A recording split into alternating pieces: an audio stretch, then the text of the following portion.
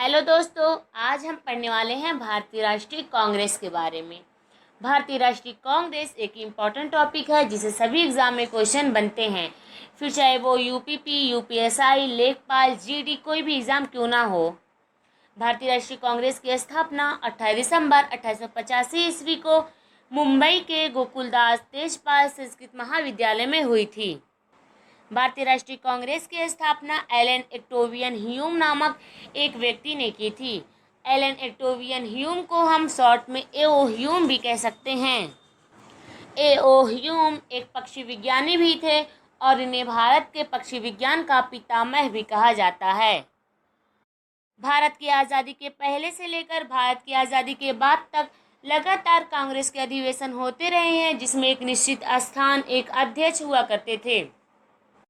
हम सभी अधिवेशनों को नहीं पढ़ेंगे, हम केवल उन्हीं अधिवेशन को पढ़ने वाले हैं जिनसे एग्जाम में क्वेश्चन बनते हैं। जैसे इसके प्रारंभ के 4 अधिवेशन बहुत ही महत्वपूर्ण हैं और इसे सभी एग्जाम में क्वेश्चन जरूर बनते हैं। तो इन चारों अधिवेशन का स्थान, अध्यक्ष और सन आपको याद जरूर होना चाहिए। जैसे कांग्रेस का पहला अधिवेशन बम्बई में हुआ था, इसके अध्यक्ष बने थे उमेश चंद्र बनर्जी। इसमें 72 प्रतिनिधियों ने भाग लिया था। उमेश चंद्र बनर्जी को आप शॉर्ट में WC बनर्जी भी बोल सकते हैं।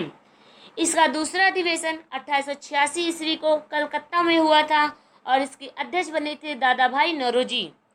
दादा भाई नौरोजी को ओल्ड मैन ऑफ इंडिया के नाम से भी जाना जाता है। इसका तीसरा अधिवेशन हुआ था 1887 ईस्वी में मद्रास में। इसके अध्यक्ष बने थे बदरुद्दीन तैयबजी। बदरुद्दीन तैयबजी इसके प्रथम मुस्लिम अध्यक्ष थे, यानी कि कांग्रेस में अध्यक्ष बनने वाले पहले मुस्लिम अध्यक्ष कौन थे, तो थे बदरुद्दीन तैयबजी। ये बहुत ही इंपॉर्टेंट पॉइंट है और इसे सभी एग्जाम में आपके क्वेश्चन जरूर बनेंगे। इसी प्रकार इसका चौथा अधिवेशन 1888 ईस्वी में इलाहाबाद में हुआ था। इलाहाबाद वर्तमान का प्रयागराज है और इसके अध्यक्ष बने थे जॉर्ज यूले। कांग्रेस से बनने वाले क्वेश्चनों में अक्सर आपसे ये पूछ लिया जाता है कि कांग्रेस की अध्यक्षता करने वाले प्रथम अंग्रेज अध्यक्ष कौन थे, तो आपका जवाब होगा जॉर्ज यूले। इसी क्रम में हम आगे पढ़ेंगे 12वां अधिवेशन जो 1896 ईस्वी में कलकत्ता में हुआ था। इसकी अध्यक्षता किए थे रहमतुल्लाह सयानी और इसमें पहली बार वंदे मातरम गीत गाया गया था।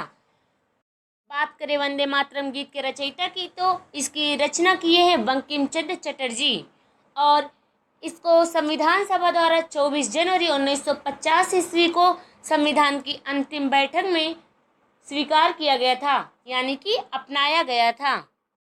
जबकि कांग्रेस अधिवेशनों में पहली बार वंदे मातरम गीत को 1896 ईस्वी में गाया गया था। इसी प्रकार अगला इम्पोर्टेंट अधिवेशन है 22वां अधिवेशन। 22वां अधिवेशन 1906 ईस्वी में कलकत्ता में हुआ था। इसकी अध्यक्षता दादा भाई नौरोजी करते हैं और इसी अधिवेशन में पहली बार स्वराज शब्द का प्रयोग होता है। इसी प्रकार 23वां अधिवेशन 1907 ईस्वी में होता है। ये सूरत में होता है और इसकी अध्यक्षता करते हैं रास बिहारी घोष। इसमें कांग्रेस का प्रथम विभाजन हो जाता है, मतलब कांग्रेस 2 भागों में बंट जाती है, जिसमें से एक गरम दल और दूसरा नरम दल बनता है। आगे चलकर 24वां अधिवेशन होता है जो 1908 ईस्वी को होता है मद्रास में। इसकी अध्यक्षता भी रास बिहारी घोष करते हैं। आपको यहाँ ये पॉइंट रखना है कि इसकी अध्यक्षता रास बिहारी घोष कर रहे हैं, क्योंकि एक रास बिहारी बोस भी हैं, तो आपको कंफ्यूज नहीं होना है। इसमें ये विशेषता थी कि इस अधिवेशन में कांग्रेस संविधान का निर्माण किया गया। इसी प्रकार अगला इम्पोर्टेंट अधिवेशन है 27वां कांग्रेस अधिवेशन जो 1911 ईस्वी में होता है, कलकत्ता में होता है। इसकी अध्यक्षता कर रहे हैं पंडित विशन नारायण धर। इसमें पहली बार जन गण मन गाया गया।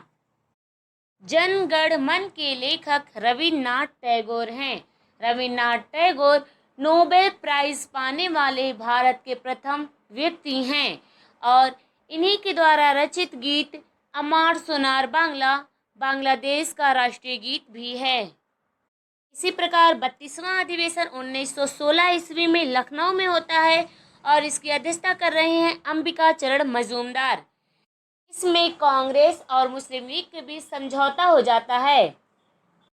अभी भी कांग्रेस और मुस्लिम लीग के अधिवेशन अलग अलग होते थे, लेकिन फिर भी अब उनके व्यवहार अच्छे हो चुके थे। इसी प्रकार 33वां अधिवेशन 1917 ईस्वी में कलकत्ता में होता है। इसकी अध्यक्षता कर रही हैं श्रीमती एनी बेसेंट। ये प्रथम महिला अध्यक्ष हैं। श्रीमती एनी बेसेंट कांग्रेस की अध्यक्षता करने वाली प्रथम महिला अध्यक्ष हैं। इसी प्रकार आगे चलकर 1923 ईस्वी में दिल्ली में एक विशेष अधिवेशन बुलाया जाता है, जिसकी अध्यक्षता अबुल कलाम आज़ाद करते हैं। इनकी खासियत ये है कि ये सबसे युवा अध्यक्ष हैं। कांग्रेस अधिवेशन की अध्यक्षता करने वाले सबसे युवा अध्यक्ष हैं और सबसे अधिक टाइम तक कांग्रेस की अध्यक्षता करते हैं।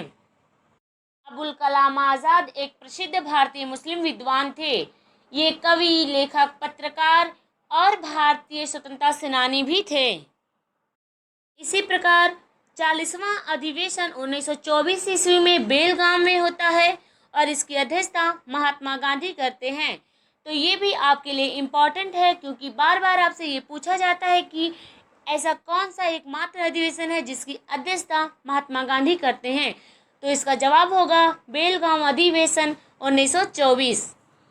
इसी प्रकार 1925 ईस्वी में कानपुर में एक अधिवेशन होता है और इसकी अध्यक्षता करती हैं श्रीमती सरोजनी नायडू।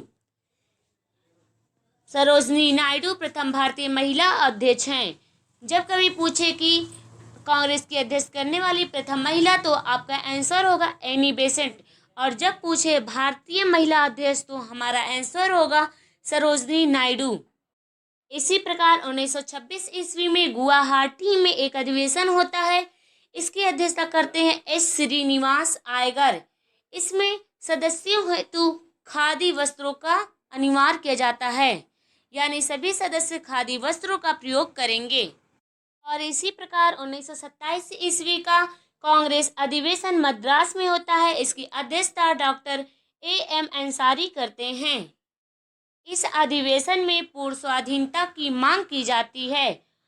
इसी प्रकार 1929 ईस्वी में कांग्रेस का अधिवेशन लाहौर में होता है। इसकी अध्यक्षता पंडित जवाहरलाल नेहरू करते हैं।